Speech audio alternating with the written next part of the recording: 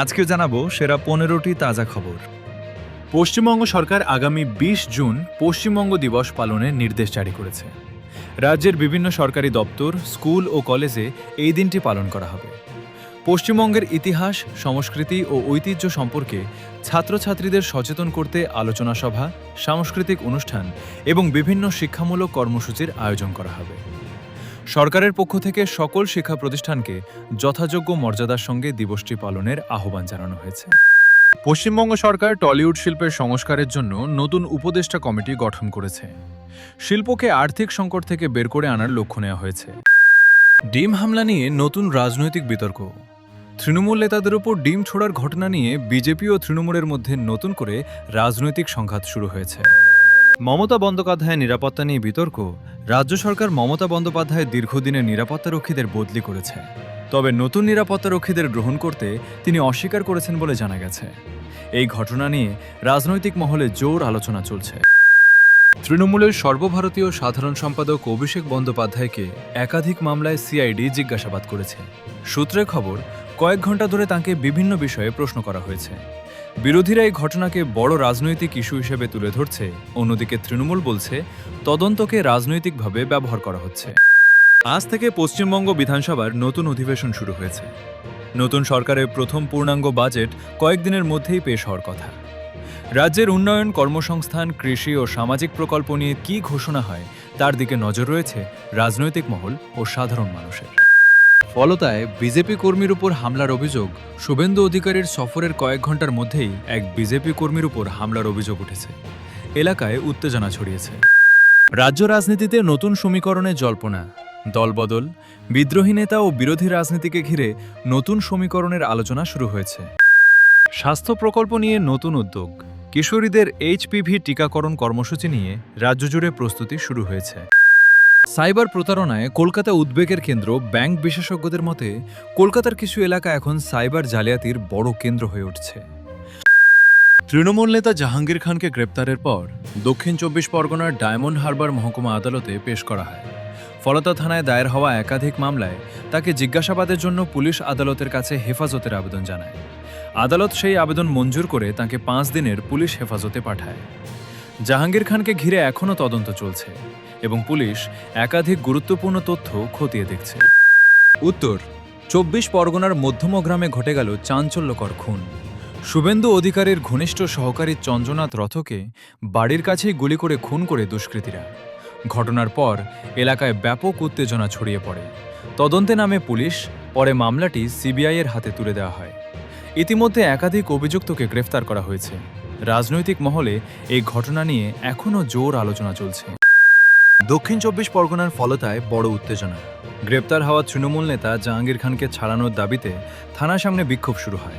অভিযোগ, একদল বিক্ষোভকারী ফলতা থানায় জোর করে ঢোকার চেষ্টা করে এবং পুলিশ ও নিরাপত্তা বাহিনীর সঙ্গে ধস্তাধস্তি হয়। পরিস্থিতি নিয়ন্ত্রণে আনতে মোতায়েন করা হয় অতিরিক্ত পুলিশ। ঘটনায় ইতিমধ্যে 8 জনকে গ্রেপ্তার করা হয়েছে। এই ঘটনাকে ঘিরে রাজ্য রাজনীতিতে শুরু হয়েছে তুমুল বিতর্ক। হকার উচ্ছেদ নিয়ে উত্তেজনা। কলকাতার বিভিন্ন এলাকায় হকার উচ্ছেদকে কেন্দ্র করে বিক্ষোভ ও উত্তেজনার খবর এসেছে। তবে বড় ধরনের ধ্বংসযজ্ঞের নিশ্চিত খবর পাওয়া যায়নি। উদয়ন গুহের উপর ডিম ছোড়া প্রাক্তন মন্ত্রী। উদয়ন গুহার উপর ডিম নিক্ষেপের ঘটনা নিয়ে নতুন বিতর্ক শুরু হয়েছে। এই ঘটনায় রাজ্যের রাজনৈতিক উত্তাপ আরও বেড়েছে। নমস্কার, আজকের এই প্রতিবেদনে আমরা আলোচনা করব উত্তর 24 পরগনার মধ্যমগ্রামে ঘটে যাওয়া একটি চাঞ্চল্যকর খুনের ঘটনা নিয়ে। এই ঘটনাকে কেন্দ্র করে এলাকা জুড়ে ব্যাপক উত্তেজনা ছড়িয়ে পড়েছে। রাজনৈতিক মহলেও শুরু হয়েছে জোর চর্চা।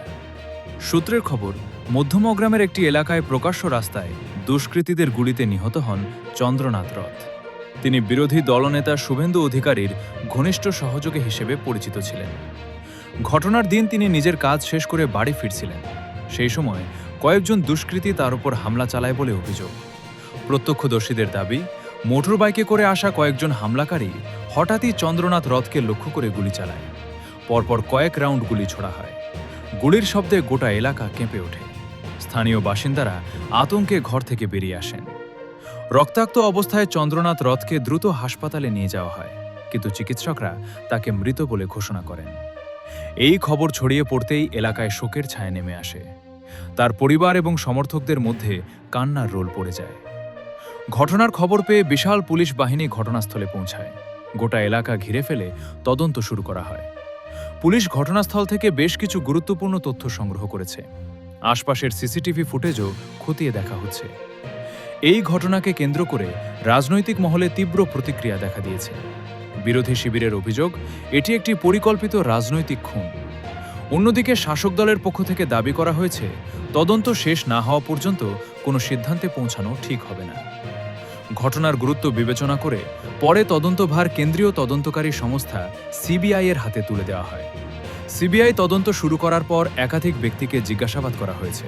তদন্তকারীরা খতিয়ে দেখছেন এই খুনের পেছনে কারা ছিল এবং এর মূল উদ্দেশ্য কী। স্থানীয় বাসিন্দারা জানিয়েছেন, এমন ঘটনা আগে এলাকা কমই ঘটেছে, ফলে সাধারণ মানুষের মধ্যে আতঙ্কের পরিবেশ তৈরি হয়েছে।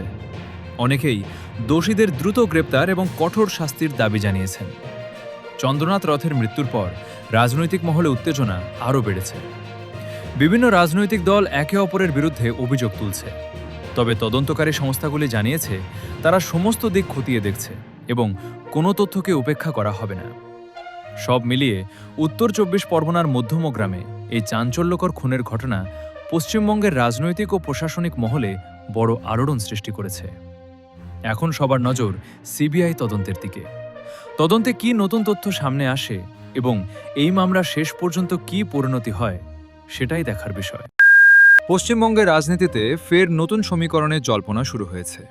গত কয়েক সপ্তাহে একাধিক রাজনৈতিক ঘটনা রাজ্যের রাজনৈতিক পরিবেশকে উত্তপ্ত করে তুলেছে। দলবদল, বিদ্রোহী নেতাদের সক্রিয়তা এবং বিরোধী শিবিরের নতুন কৌশল নিয়ে এখন জোর চর্চা চলছে রাজনৈতিক মহলে। রাজনৈতিক বিশ্লেষকদের মতে, লোকসভা নির্বাচনের পর থেকেই রাজ্যের বিভিন্ন রাজনৈতিক দলে অভ্যন্তরীণ অসন্তোষের খবর সামনে আসছে। বিশেষ করে শাসক দল তৃণমূল কংগ্রেস এবং বিরোধী দল বিজেপির কিছু নেতার অবস্থান নিয়ে নানা জল্পনা তৈরি হয়েছে। কে কোনো দলে থাকবেন, কে নতুন রাজনৈতিক পথ বেছে নেবেন, তা নিয়ে চলছে জোর আলোচনা। এদিকে কয়েকজন বিদ্রোহী নেতার মন্তব্য রাজনৈতিক উত্তাপ বাড়িয়েছে। বিভিন্ন সভা এবং সংবাদ মাধ্যমে তাদের বক্তব্য নতুন করে রাজনৈতিক সমীকরণের প্রশ্ন তুলে দিয়েছে। রাজনৈতিক মহলের একাংশ মনে করছে, আগামী কয়েক মাসে রাজ্যের রাজনীতিতে বড় পরিবর্তন দেখা যেতে পারে। অন্যদিকে বিরোধী দলগুলিও নিজেদের সংগঠনকে আরও শক্তিশালী করার চেষ্টা করছে। বিভিন্ন জেলায় নতুন কর্মসূচি নেওয়া হচ্ছে। সাধারণ মানুষের কাছে পৌঁছানোর জন্য একাধিক রাজনৈতিক দল নতুন পরিকল্পনা গ্রহণ করেছে। ফলে রাজনৈতিক লড়াই আরও তীব্র হওয়ার সম্ভাবনা দেখা যাচ্ছে। রাজনৈতিক বিশেষজ্ঞদের মতে, বর্তমানে পশ্চিমবঙ্গের রাজনীতি একটি গুরুত্বপূর্ণ সময়ের মধ্য দিয়ে যাচ্ছে। আগামী দিনে কে কার সঙ্গে থাকবে, কোনো দল নতুন শক্তি অর্জন করবে এবং কোনো নেতা কী সিদ্ধান্ত নেবেন, তার উপর অনেক কিছু নির্ভর করছে। তাই রাজনৈতিক মহল এখন প্রতিটি ঘটনার উপর কড়া নজর রাখছে। অতীতেও একাধিকবার বড় বড় নেতাদের দল পরিবর্তন করতে দেখা গেছে। তবে সাম্প্রতিক সময়ে আবারও সেই জল্পনা মাথাচাড়া দিয়ে উঠেছে। রাজনৈতিক মহলে গুঞ্জন, কয়েকজন গুরুত্বপূর্ণ নেতা তাঁদের ভবিষ্যৎ রাজনৈতিক অবস্থান নিয়ে নতুন করে ভাবছেন। যদিও এই ধরনের খবরের বেশিরভাগই এখনও আনুষ্ঠানিকভাবে নিশ্চিত নয়, তবুও বিভিন্ন রাজনৈতিক শিবিরে তা নিয়ে আলোচনা থামছে না। একাধিক জেলার রাজনৈতিক কর্মীদের মধ্যেও বিষয়টি নিয়ে কৌতূহল তৈরি হয়েছে। অনেকেই মনে করছেন, আগামী দিনে রাজ্যের রাজনৈতিক মানচিত্রে কিছু পরিবর্তন দেখা যেতে পারে।